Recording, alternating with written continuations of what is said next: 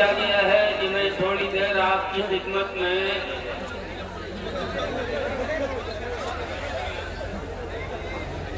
कुरान की रोशनी में कुरान की बातें करूंगा। लेकिन मैं महसूस कर रहा हूँ कि कुछ लोग घर में गुफ्तगू कर रहे थे और उनकी बहस घर में अधूरी रह गई थी, तो वो अपनी बहस को लेकर जलसागाह में आ गए।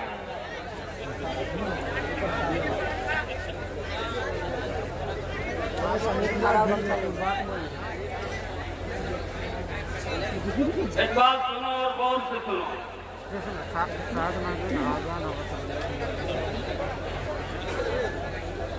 नबी अकरम सल्लल्लाहु ताला अलैहि वसल्लम को अपनों ने भी खिताब किया, गैरों ने भी खिताब किया। जो माना लफ्ज इस्तेमाल करते थे उसके अच्छे माना भी निकलते हैं और उसका दूसरा मनफी पहलू भी निकलता है। अल्लाह पाक ने ऐसे मौके पे कुरान करीम में दो हुक्म दिया। एक हुक्म तो ये दिया कि जो माना लफ्ज का इस्तेमाल नबी की जात के लिए तो मत करो। या अय्युहल्लज़ीना आमनू ला तक़ूलू राइना,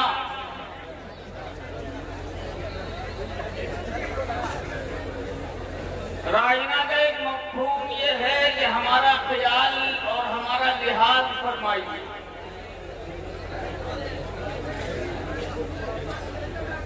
यहूदी यही लफ्ज इस्तेमाल करते थे नबी अकरम सल्लल्लाहु अलैहि वसल्लम की शान अक़दस में, लेकिन जरा सा खींच देते थे तो माना बिल्कुल आसमान से जमीन पे आ जाता है।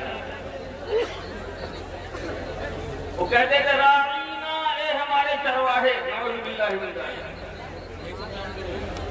अल्लाह पाक ने फरमाया कि जिससे दूसरे लोग फायदा उठाते हैं, गलत तरीके से उसका इस्तेमाल करते हैं, नबी की जात के लिए ऐसे अल्फाज को उठा के कूड़ेदान में फेंक दो, तुम्हारे लिए इजाजत नहीं है।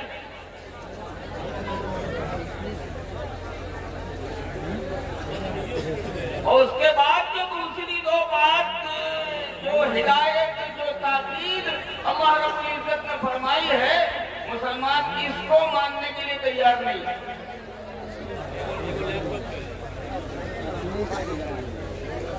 दूसरी बात फरमाई कि अगर कहना ही है तुम्हें तो नबी की शान सामने तो आओ और उनकी खिदमत में कहो उन्ना, अल्लाह के रसूल सल्लल्लाहु अलैहि वसल्लम हमारी तरफ निगाह करम फरमाइए।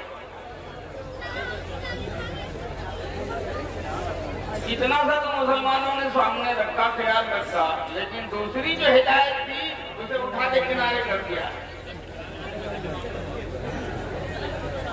वस्मऊ, नबी की बात छिड़ जाए, तुम बादशाह हो अपने घर पे, अपनी गुफ्तगू बंद करो। नबी की गुफ्तगू छिड़ जाए, तुम बहुत मशगूल हो, लेकिन तुम अपनी सारी गुफ्तगू का बिस्तर लपेट के रख दो किनारे।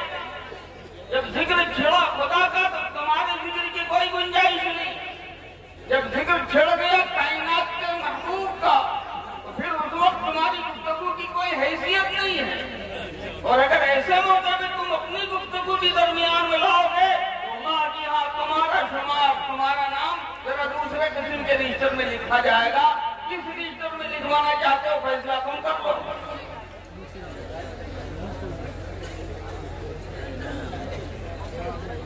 मैं एक बात बताना चाहता, मैं सोच के आया था कि जरा संजीदा किस्म की कुछ गुफ्तगू करूंगा कुरान की अजमत के सिलसिले में, कुरान की अहमियत के सिलसिले में। जो लोग कुरान से ताल्लुक रख रहे हैं, पढ़ रहे हैं, कुरान की तालीम दे रहे हैं, इस काफिले को आगे बढ़ाने में जो अपना खून पसीना एक कर रहे हैं, जो उसके लिए फिक्रमंद रहते हैं, अपना खून जिगर जलाते हैं, जो हजरात उसके लिए ताउन करते हैं, मैंने ये सोचा था कि उस सिलसिले में गुफ्तगू करूं। अगर अल्लाह ने तौफीक की तो आगे कुछ बातें आ जाएंगी, लेकिन एक बुनियादी बात सुन लो।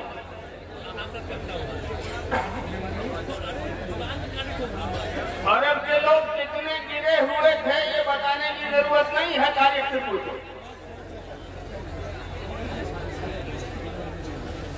इन गिरे हुए लोगों को ऊपर उठाने के लिए कोई थ्योरी, कोई फार्मूला, कोई टेक्निक अगर तारीख के खजाने में है तो जरा मैं भी जानना चाहूंगा। लो, कौन सी टेक्निक है, कौन सी टेक्नोलॉजी है, कौन सी थ्योरी है, कौन सा फार्मूला है जिसने एक मुर्दा कौम को जिंदगी देने वाली कौम बना दिया।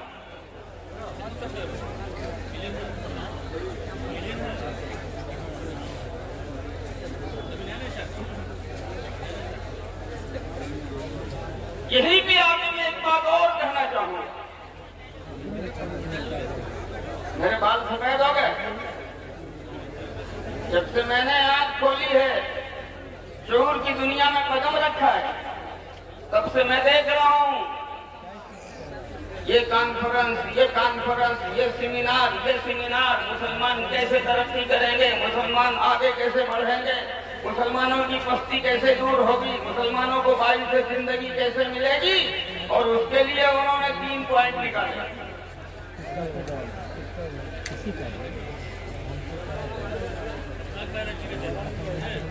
पॉलिटिकल पॉइंट,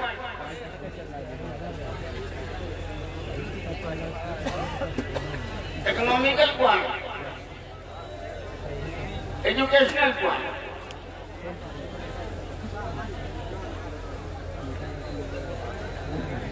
मुसलमान तालीम में, और तालीम से मुराद उनकी ये दुनिया की पेट भरने वाली तालीम।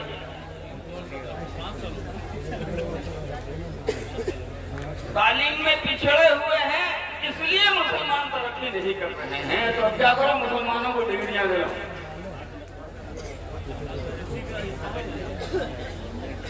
और अगर हकीकत सुनना चाहो तो सुनो, मुझे हिजाब नहीं महसूस होता।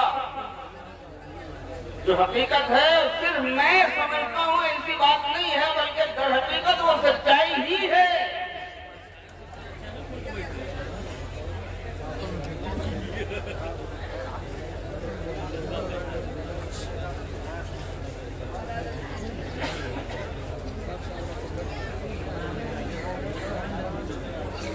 तो सच्चाई ये है कि दुनिया में तमाम उलूम को ले लो, एक तरफ से समेटो, सबका रिश्ता मखलूक से जुड़ा हुआ मिलेगा।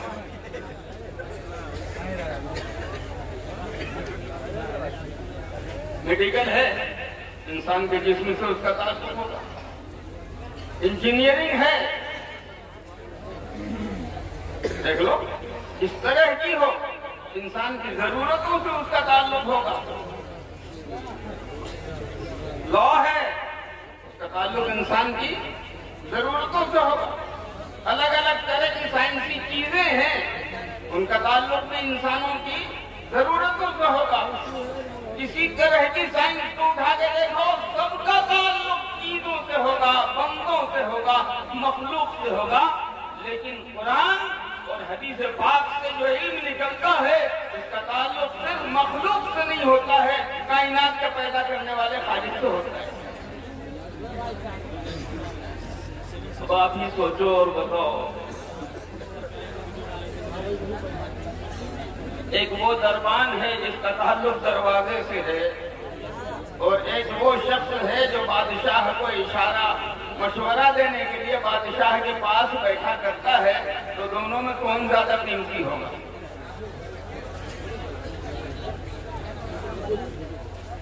फैसला मुझे नहीं करना, फैसला आपको करना। सारे लोग अपनी जगह, लेकिन कुरान करीम, अच्छा एक बात और समझो, सारे उलूम चीजों को ठीक करते हैं, लेकिन कुरान करीम चीजों को नहीं, चीजों के मालिकों को ठीक करता है।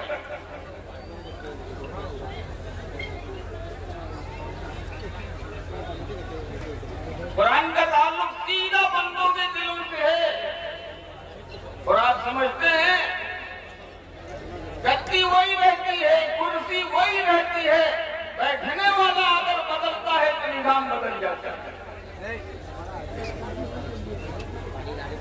अब देखो हिंदुस्तान को 14 के बाद क्या हो रहा है।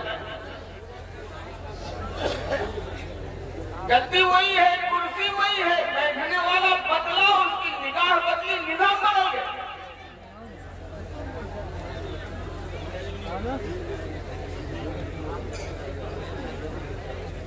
कुरान ने जो दिलों में मेहनत किया, तो जहां पहले जुल्म था वो जुल्म निकला, इंसाफ आ गया। कुरान ने दिलों में मेहनत किया, तो जहां ज्यादती थी, जहां लूट था, वो ज्यादती खत्म हो गई, वो लूट खत्म हो गया, वहां हमदर्दी आ गई। कुरान ने दिलों में मेहनत किया, तो जहां पहले लालच थी वहां इशारा आ गया। कुरान ने दिलों में मेहनत किया, तो जहां बेइंसाफी थी वहां इंसाफ आ गया।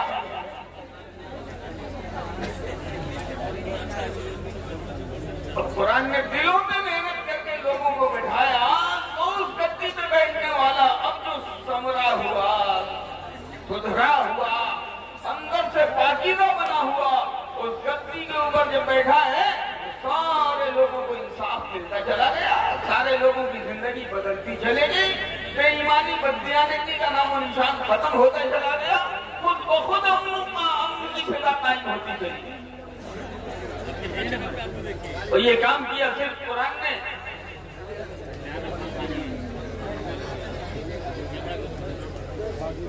कुरान ने पेट भरने के लिए इलाज ये नहीं बताया। अगर खाने वाले 4 हैं और रोटियां 2 हैं, तो इन 2 रोटियों को 8 कैसे बनाया जाए, कुरान ने इसका कोई फार्मूला नहीं बताया। लेकिन ये जरूर बताया कि अगर 2 ही रोटियां हैं और खाने वाले 4 हैं, तो इन्हीं दोनों रोटियों को तकसीम करके लोगों में इस तरीके से दिया जाए कि हर खाने वाला मुतमईन है।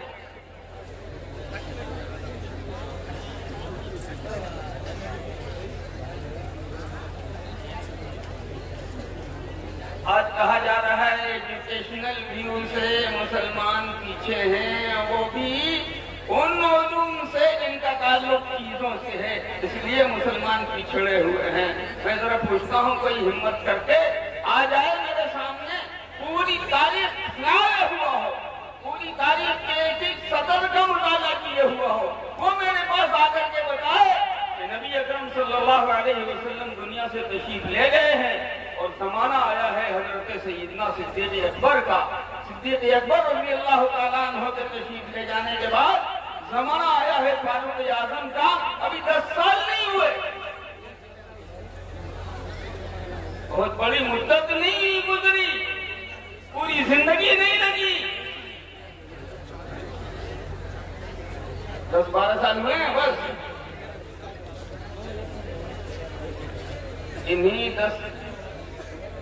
इन्हीं 10-12 सालों में ये हुआ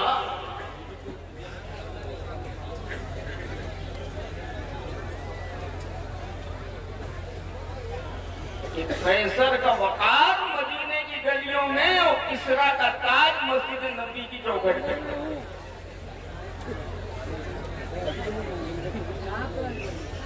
उन्हीं 10 सालों में यह हुआ, एक तन्हा मुसलमान अकेला जाता है और ईरान के सबसे बड़े पहलवान रुस्तम के दरबार में अपनी शर्तों की खातिर जाता है। उसने रेशमी कट्टे रखे थे, ये अपने गधे पर सवार होके गए। दरबार ने रोक दिया कि इस हाल में तुम नहीं जा सकते। तो अच्छा, तो फिर मैं जाता हूं, खुद से नहीं आया, मुझे बुलाया गया। तुम्हें बात नहीं करनी है, मैं जाता हूं, मैदान में तलवारों से फैसला हो जाएगा। रुस्तम को खबर दी गई, कहा भाई आने दो।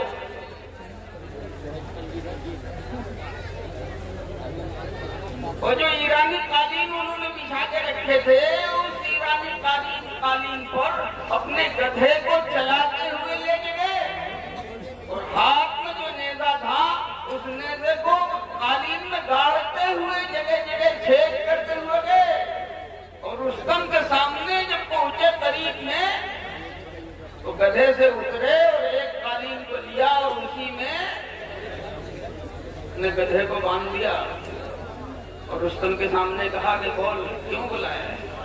अकेला एक फर्क। मैं पूछता हूँ ताकत कहाँ से मिली? बता दे कोई, ताकत कहाँ से मिली? तो समझना चाहिए था कि मैं अकेला हूँ, दुश्मन और मुखालिफ के इलाके में हूँ, पूरा दरबार उसका है, सारे फौजी हथियार लेकर के बिल्कुल खड़े हैं, दोस्त रोया सब में। तो मुझे जरा संभल के बोलना चाहिए।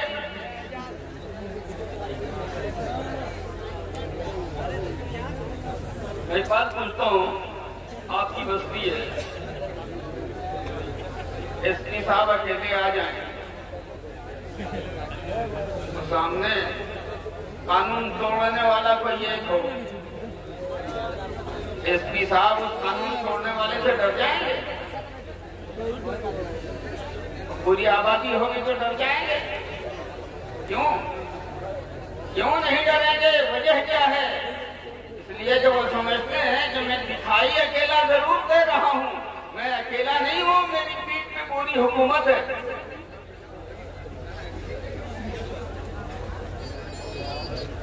अल्लाह के नबी सल्लल्लाहु अलैहि वसल्लम ने यही काम किया था मेरे दोस्तों, मेरे बुजुर्गों। सहाबा-ए-किराम की हिदायत की, उनकी तरबियत फरमाई, उनकी ट्रेनिंग इस अंदाज से हुई, अंदर का कुफ्र निकल गया, ईमान आ गया, बेईमानी निकल गई, बददियानती निकल गई, दियानत आ गई और ऐसा हो गया, माहौल कायम हो गया, ऐसा हो गया दुनिया ने नहीं देखा होगा। हजरत सैयदना उमर इब्न खत्ताब रज़ियल्लाहु ताला अन्हु मदीने की गलियों में गश्त फरमा रहे हैं और एक औरत रात को उठ के अपनी बेटी से कह रही है, बेटी उठ जरा सा पानी मिला दे, सुबह दूध ज्यादा बेचेंगे, पैसे ज्यादा आएंगे। तो बेटी कहती है कि माँ आपको मालूम नहीं है कि खलीफतुल मुस्लिमीन ने क्या हुक्म दिया है, अमीरुल मोमिनीन के हुक्म के खिलाफ हम ऐसा नहीं करने वाले। तो माँ कहती है, बेटी अमीरुल मोमिनीन यहाँ देखने तो नहीं आ रहे हैं। बेटी कहती है, क्या हुआ, अमीरुल मोमिनीन नहीं देख रहे हैं? अमीरुल मोमिनीन का खुदा तो देख रहा है।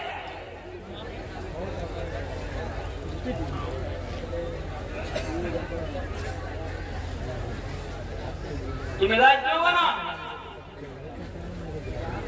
एक बात और सुनो खूब अच्छे तरीके से। और मैं यहाँ पर इतने बड़े मजमे के सामने बबांगे दुहल कहना चाहता हूँ, पूरी कुव्वत के साथ कहना चाहता हूँ, सुन लो। पूरे हिंदुस्तान में ये शिकायत तो जरूर गूंजती है कि मुसलमानों का कोई रहनुमा और अमीर नहीं है। जहाँ सुना होगा, जहाँ देखिए, जहाँ मुल्क के किसी हिस्से में चले जाइए, ये आवाज सुनाई देगी, मुसलमानों का कोई लीडर नहीं, मुसलमानों का कोई रहबर नहीं, मुसलमानों का कोई अमीर नहीं। मैं कहता हूँ ये सिर्फ सिक्के का एक रुख है, दूसरा रुख मैं दिखाता हूँ। हमने कभी किसी को रहनुमा माना भी है?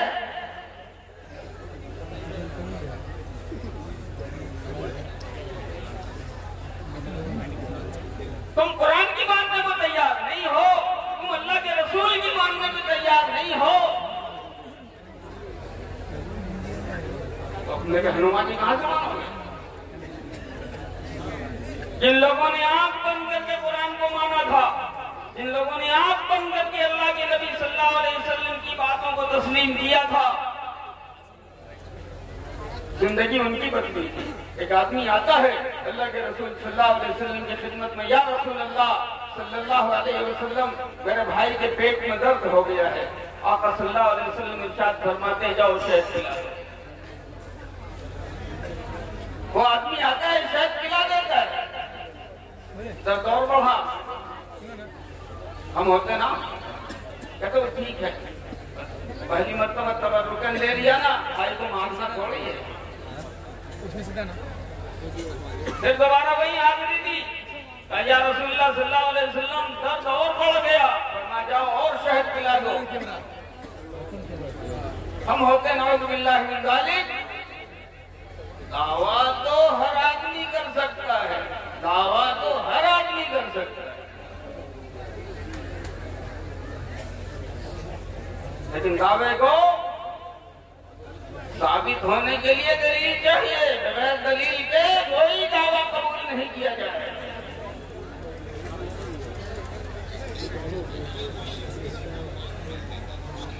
वो सहाबी थे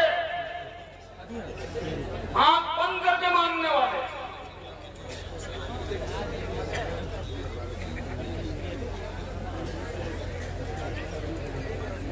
साहबे-ए-किराम ने एक काम किया था, अपने आप को नाव बना के, कश्ती बना के हुजूर पाक सल्लल्लाहु अलैहि वसल्लम के हवाले कर दिया था कि या रसूलुल्लाह सल्लल्लाहु अलैहि वसल्लम आप किधर ले जाना चाहें उधर लेके चले।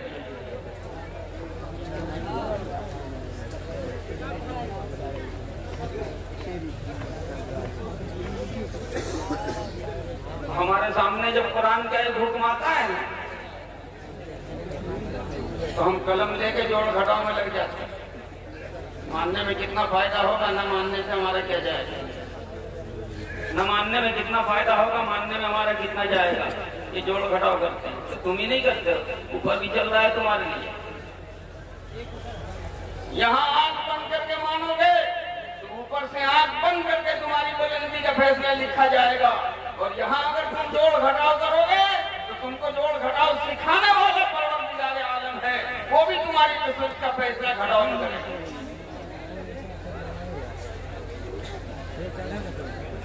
आज मुसलमान कहता है हम कुरान को मानने वाले, आज मुसलमान कहता है हम नबी को मानने वाले। मैं कहता हूँ बकवास है, झूठ है, नहीं मानते।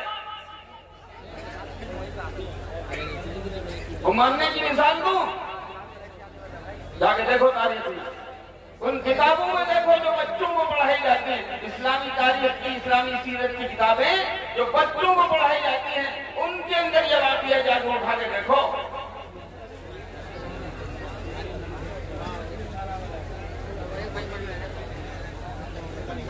उबई इब्न खलफ, उबई इब्न खलफ मशहूर दुश्मन अल्लाह के रसूल सल्लल्लाहु अलैहि वसल्लम। एक घोड़ा था उसके पास, घोड़े पे चढ़ता चलता, और जब नबी अकरम सल्लल्लाहु अलैहि वसल्लम की ज़ाते अक़दस के ऊपर निगाह पड़ती, जरा सीना तान लेता, अकड़ के चलता, और करीब आता तो कहता मोहम्मद ये घोड़ा मैंने पाला है सल्लल्लाहु अलैहि वसल्लम, इसको रोजाना जवार के 2 टोकरे खिलाता हूँ, इसलिए कि जरा तरोताजा हो जाए, और जब ये खूब मोटा ताजा हो जाएगा तो इसी पे चढ़ के मैं तुझे कत्ल करूंगा। नबी अकरम सल्लल्लाहु अलैहि वसल्लम सुन लिया, गौर से सुनो, नबी अकरम सल्लल्लाहु अलैहि वसल्लम सुन लिया करते, जवाब नहीं इरशाद फरमाते। एक मौके पे आप सल्लल्लाहु अलैहि वसल्लम की जुबान अक़दस से निकल गया कि तू नहीं बल्कि मैं तुझे कत्ल,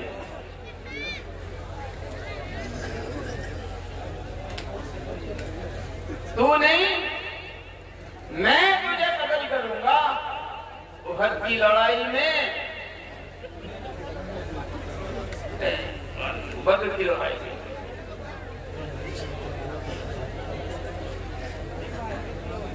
उसने देखा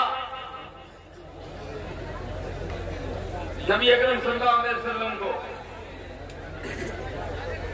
और कहा कि अगर आज मोहम्मद बच गए तो हमारी खैरियत नहीं है।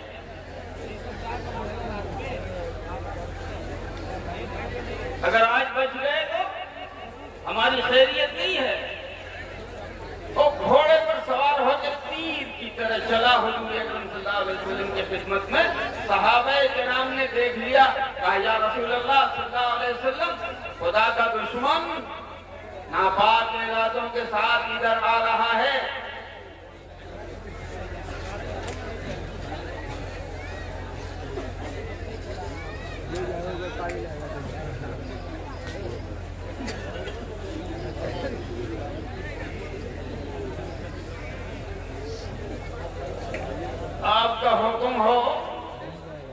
इजाजत दें तो आप तक पहुंचने से पहले पहले रास्ते ही में उसका किस्सा तमाम कर दिया जाए।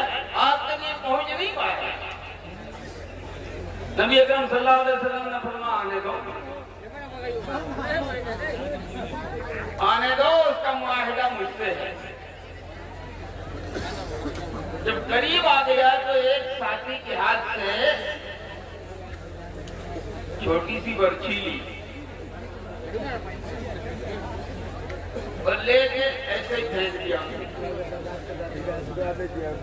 अच्छा, वो उसको लगा भी क्या, गर्दन पे जरा सा खाल में दाग लगाता हुआ वो बर्छा गुजर गया। कहीं जख्म नहीं आया, कहीं घुसा नहीं, कहीं बहुत कटा फटा नहीं, बस जरा सी खराश आई। और वो खराश आनी थी कि उसने घोड़ा मोड़ा, कई मरतबा गिरा, फिर सवार हुआ और घोड़ा मोड़ के दौड़ा के अपने साथियों की तरफ गया। अबू सुफियान था जरा उस वक्त सरदार, तुम पहलवान बहादुर आदमी, तुम्हारी बहादुरी के चर्चे हैं। अरे ये मामूली सी खराश है, बच्चे बर्दाश्त कर लेंगे और तुम इतने पहलवान हो गए, इतना ज्यादा हाल मातम बावेला कर रहे हो। अब जो जवाब दिया है, एक एक मुसलमान से मैं कहता हूँ कलेजे पे अपना हाथ रखो और उस खुदा के दुश्मन का जवाब सुनो, नबी अकरम सल्लल्लाहु अलैहि वसल्लम के मुखालिफ का जवाब सुनो। ये कोई मामूली खराश है, तुम इसे मामूली खराश समझ रहे हो? खुदा की कसम, मोहम्मद ने जो कहा था उसने कर दिया।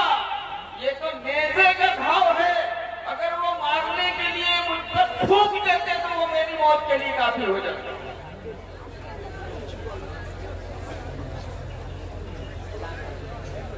क्यों? इसलिए कि जो बात नबी अकरम सल्लल्लाहु अलैहि वसल्लम की ज़ुबान अक़दस से निकल गई उसके खिलाफ नहीं होता।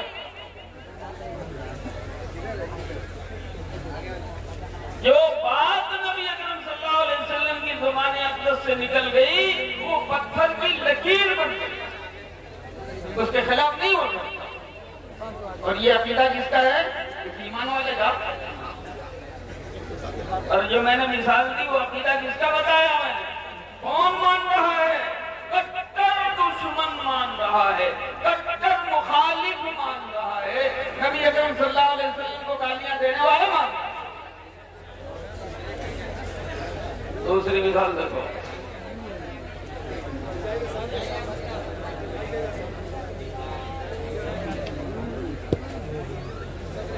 अबू लहब हुजूर अकरम सल्लल्लाहु अलैहि वसल्लम का सगा चचा, लेकिन कट्टर दुश्मन।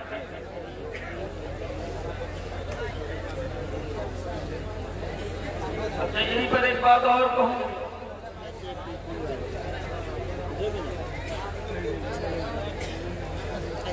वो लोग जिन्होंने नबी अकरम सल्लल्लाहु अलैहि वसल्लम को तस्लीम किया था, माना था, फिर उन्होंने नबी अकरम सल्लल्लाहु अलैहि वसल्लम को क्यों झुठलाया?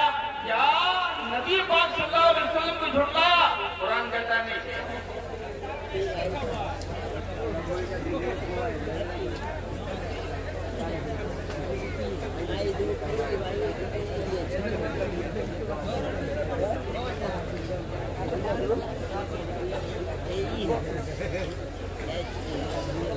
कुरान कहता ऐसी बात नहीं है। उन्होंने आपको नहीं झुठलाया, मां का कबूल का आपको नहीं झुठलाया। वो कानून भी आया बिल्लाहि यजहदून, वो असल में आपके वास्ते से अल्लाह के पैगाम को झुठला रहे हैं।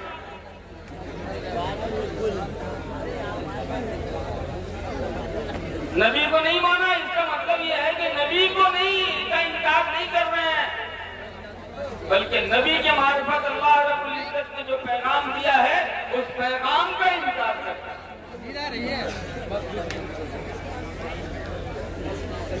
अबू लहब का बेटा उतबा हुजूर अकरम सल्लल्लाहु अलैहि वसल्लम पे आयत नाज़िल हुई सूरत वन्नज्मि इज़ा हवा मा ज़ल्ल साहिबुकुम व मा गवा।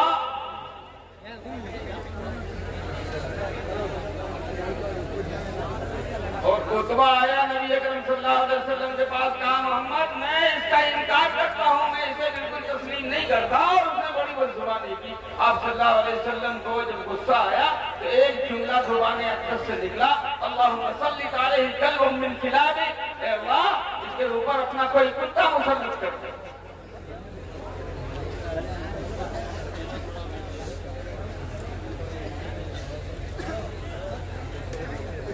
खुतबा को उसी दिन से यकीन हो गया कि अब मैं डूब के नहीं मरूंगा, अब मैं जल के नहीं मरूंगा, अब कोई तलवार मेरी जिंदगी खत्म नहीं कर सकेगी। अगर मेरी मौत होगी तो जंगल के दरिंदे के हाथ से होगी। इसलिए कि नबी पाक सल्लल्लाहु अलैहि वसल्लम की जुबान से निकल गया है, अल्लाहुम्मा सल्लि अलैहि कल्बुम मिन किलाबि, ऐ अल्लाह अपना कोई कुत्ता मुसल्लत कर। वही हुआ। शाम से वापस आ रहा था, एक जगह ठहरा, पता चला दरिंदों का मस्कन है। कहने लगा मैं अब नहीं बचूंगा, मेरे साथ मोहम्मद की बद्दुआ है, अब मुझे कोई नहीं बचा सकता। पूरा काफिला था बड़ा। लोगों ने कहा आपको डरने की कोई जरूरत नहीं है, हम इबादत का इंतजाम कर देते हैं। चुनांचे पहले जानवरों का घेरा लगाया गया, फिर दरमियान में इंसानों का घेरा लगाया गया, फिर सामानों का घेरा लगाया गया, और टीले पर सबसे ऊंची जगह पर खुतबा को सुनाया। ये इतना इतना घेरा पे पार करके कोई जानवर कैसे आए? रात हुई, आधी रात हुई, सारा इंतजाम लोगों का मुकम्मल था। एक शेर निकला, करीब आया, घूमा, लोगों को सूंघा, एक मर्तबा छलांग लगाई, सीधा वहीं गया जहां खुतबा लेटा हुआ था, मुंह में दबाया और फिर वापस नीचे वो जंगल में आए। अब जब तक लोग उठे ढूंढे, जब तक तो मामला खत्म हो गया। मैं कहता हूँ एक बेईमान नबी की बात को मान सकता है, एक काफिर को नबी की बात पे गहरा यकीन है। और आज मोहम्मद रसूलुल्लाह सल्लल्लाहु अलैहि वसल्लम ने कौमों की भलाई और तरक्की के लिए जो फार्मूला पेश किया है, ये उम्मत उसे मानने को तैयार नहीं है।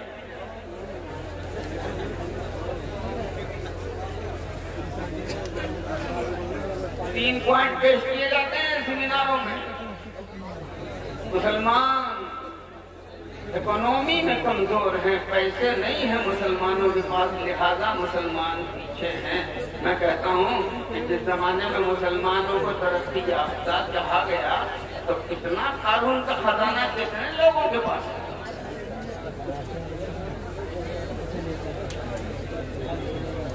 कहा जाता है कि मुसलमानों के पास डिग्रियां नहीं है, इसलिए मुसलमान पीछे हैं।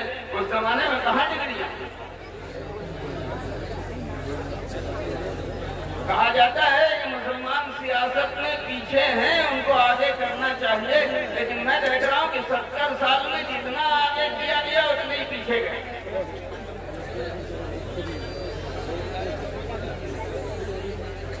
असेंबली में, पार्लियामेंट में तुम्हारे जितने लोग थे, अभी जब मुवाजना करोगे और हिसाब करोगे तो पता चलेगा कि उस वक्त रेशियो के हिसाब से, आबादी के हिसाब से तुम कितने थे, और अभी अपनी आबादी के एतबार से तुम्हारे कितने % वहां है, पता चल जाएगा। मैं कहता हूँ उल्टे सिंध में तुम आबे हयात तलाश कर रहे हो, उल्टी सिंध। दरसम नरसी बकाबा की रह तुमी रवि बतुर्किस्तान। जिस रास्ते पे तुम जा रहे हो, ये रास्ता काबे को नहीं जाता, तुर्किस्तान को जाता है।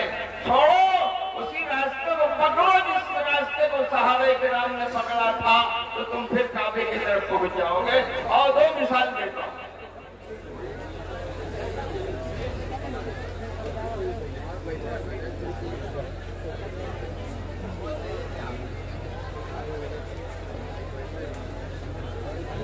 एक बात सुनो, उसूल के तौर पे अर्ज करना चाहूंगा।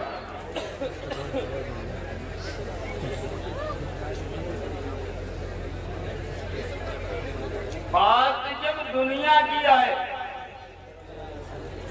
बात जब दुनिया की आए तो अपनी अकल को इमाम बनाओ, अपनी अकल से मशवरा लो, फिर अकल अगर इजाजत देती हो तो कबूल करो, अपना लो, अगर अकल इजाजत नहीं देती हो तो रिजेक्ट करो, रद्द कर दो। लेकिन बात जब अल्लाह के हुक्म की आए तो अकल से कहो कि अब तुझे दखल देने की जरूरत नहीं है, इसको बंद करके संदूक में बंद कर दो, क्योंकि अब बंदे का मामला नहीं है, अब बंदों के रब का मामला है। और रब की बात आंख बंद करके मानोगे तो मसले का हल नजर आएगा, और रब की बात में सूचना करोगे तो मसले का हल सामने रहेगा। तो गाय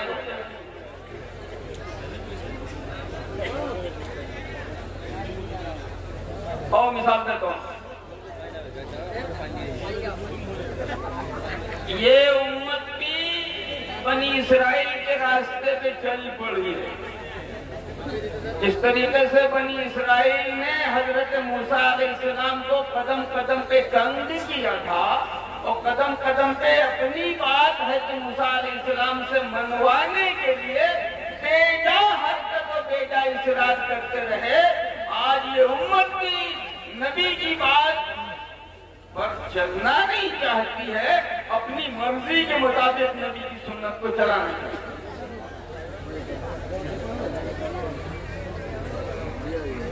और उससे मसला हल नहीं होता।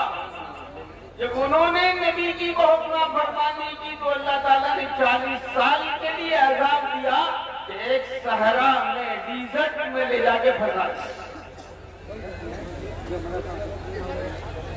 वादी तीह में दाखिल हुए, सिर्फ बालू बालू, सहरा सहरा, पानी का नामो निशान नहीं, दरख्त का नामो निशान नहीं, साए का नामो निशान नहीं, कहीं अता पता नहीं, जाके फंस गए, रास्ता मिल नहीं रहा है। रोजाना रास्ते के लिए निकलते हैं, शाम को पता चलता है कि वहीं पहुंचे खड़े हैं जहां से चले।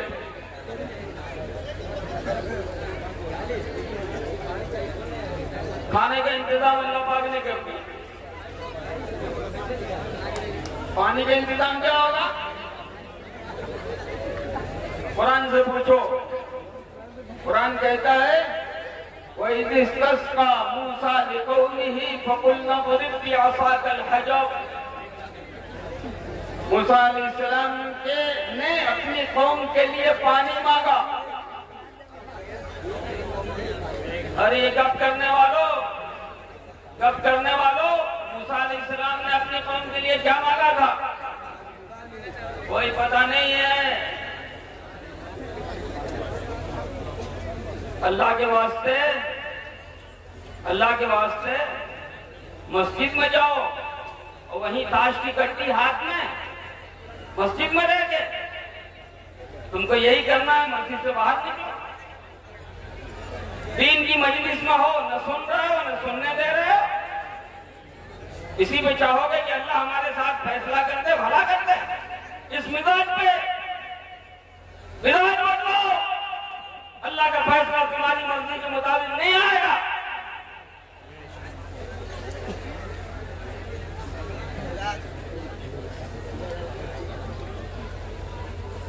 मूसा अलैहिस्सलाम ने अपनी कौम के लिए अल्लाह से पानी मांगा।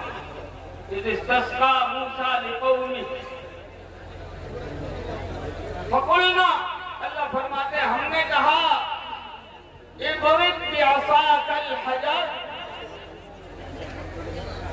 डंडा निकालो और जो पत्थर तुम्हारे साथ चलता है ना, जिसको चलते हुए ऊंट पर रख देते हो, जहाँ ठहरते हो तो ऊंट से उतार के जमीन पर रख देते हो, उस पत्थर की पिटाई करो।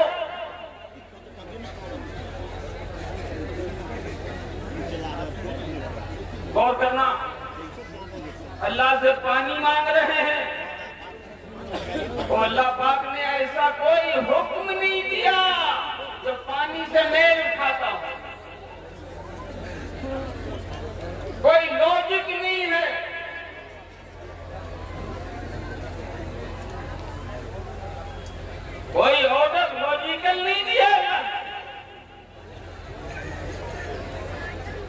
कहते अपने लोगों से कहो कुआं खोद दें तो लॉजिक होता, कहते अपने लोगों से कहो तालाब खोद दें तो वहां लॉजिक होता, कहते कि अपने लोगों से कहो कि नहर खोदें तो वहां लॉजिक होता।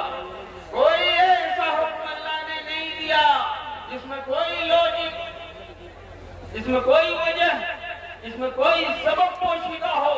ऐसा हुक्म दिया, ऐसा हुक्म दिया जो दिल के खिलाफ, दिमाग के खिलाफ, मंतिक के खिलाफ, अकल के खिलाफ, कहीं से समझ में आने वाले पानी मांग रहे हैं।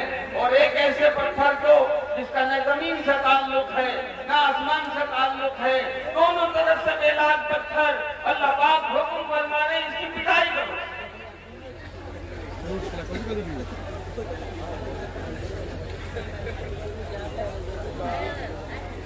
मैं यही कहना चाहता हूँ, मैं यही कहना चाहता हूँ मेरे दोस्तों, मेरे बुजुर्गों, मूसा अलैहिस्सलाम के सामने जब ये हुक्म आया तो उन्होंने देर नहीं की, चूचरा नहीं किया, सोचने में, विचारने को वक्त नहीं लगाया, फौरन डंडा निकाला, पिटाई शुरू कर दी। क्यों? बादलों में पानी पैदा करने वाला भी रब है, और वो रब जब बादलों में पानी पैदा करता है तो वही रब गैर मुताल्लिक पत्थर में भी पानी पैदा कर सकता है। कायनात की तमाम चीज उस रब के गुलाम है, उस रब के हुक्म के पाबंद है। वो अगर ऑर्डर न दे आग जला नहीं सकती, वो अगर हुक्म न दे पानी बहा नहीं सकता, वो अगर हुक्म न दे कहर मार नहीं सकता, वो अगर हुक्म न दे बादल बारिश नहीं बरसा सकता। मूसा अलैहिस्सलाम ने देखा कि अल्लाह का हुक्म पूरा करोगे मसला हल हो जाए। डंडा निकाला, पत्थर की पिटाई शुरू कर दी।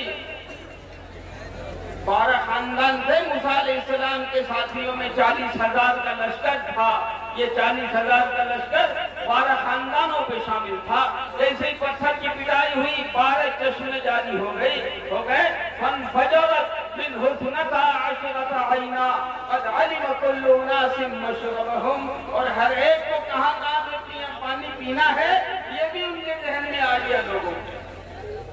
मैं कहता हूँ अंडे से मुर्गी का बच्चा निकलता है और बगल में चावल का चूरा रखा हुआ होता है, उस बच्चे को किसने बताया कि तुम्हारी खुराक बगल में तुम्हारी? लेकिन वो बच्चा कंकरों पे मुंह नहीं मारता और जगह जाके वहां चोट नहीं डालता, वो वही चोट डालता है जहां चावल का चूरा यानी उसकी खुराक रखी हुई होती है। ये बात उसके दिल में कौन डालने वाला है? बिल्कुल इसी तरीके से अल्लाह ताला ने ये 40,000 के मजमे में लोगों के दिलों में बात डाली कि तुम्हें किस किस घाट से कहां से पानी पीना है। बदाली को कुल्लु उनासिम मशरबहुम।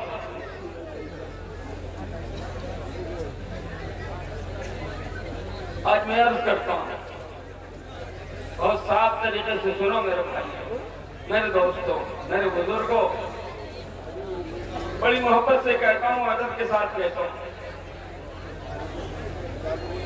ये जितने असबाब ढूंढे जाते हैं मुसलमानों की नाकामी के, ये बिल्कुल बकवास है। नहीं मानता मैं किसी को। ये उम्मत जिस दिन तय कर लेगी कि हम अल्लाह के और अल्लाह के नबी सल्लल्लाहु अलैहि वसल्लम के वफादार बनेंगे, जिस दिन ये उम्मत तय कर लेगी कि हमें मुसलमान, हमने अपने आप को कहा है, गवर्नमेंट के यहाँ वोटर लिस्ट में हमारा नाम बतौर मुसलमान दर्ज किया गया है, लोग भी हमको मुसलमान कहते हैं, तो अब हम अपने को मुसलमान बना करके दिखाएंगे।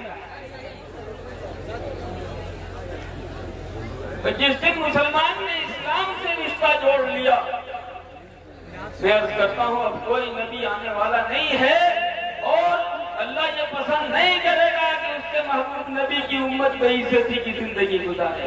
लेकिन अगर ये उम्मत अपने नबी को छोड़कर बनी इस्राइल के तरीके पे चल पड़े तो अल्लाह ताला इसको कहां से इज्जत देगा?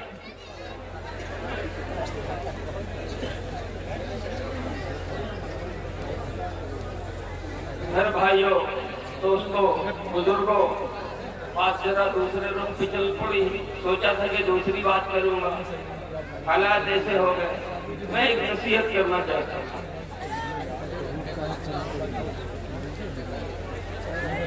ये कुरान कोई मामूली किताब नहीं है,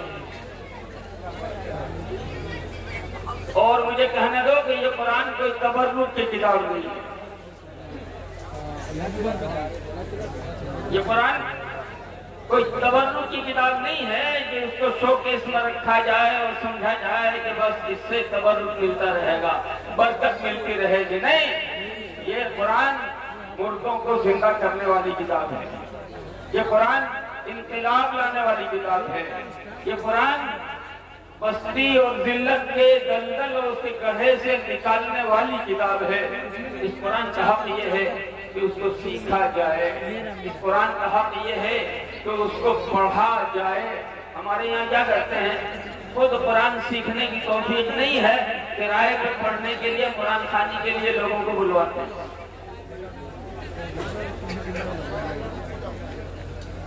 खुद कुरान सीखने की तौफीक नहीं है। हालांकि सहाबा किराम रिज़वानुल्लाहि अलैहिम अजमईन के जमाने में कुरान वालों का एहतराम ये होता था कि मजमे में जितना ज्यादा कुरान जिसके पास है उसको सबसे आगे बिठा के बुलाया जाता था। माल वालों को उतना लिहाज नहीं किया जाता था। हमने क्या किया है कि कुरान वालों का एहतराम छोड़ दिया। डॉक्टर साहब आगे आगे बैठेंगे, इंजीनियर साहब आगे आगे बैठेंगे, वकील साहब आगे आगे बैठेंगे, साइंटिस्ट साहब आगे आगे बैठेंगे, हाफिज साहब अरे वो बैठे तो वहां पीछे बैठिए। मैं कहता हूँ ये हाफिज डब्बा है, ये हाफिज डब्बा है।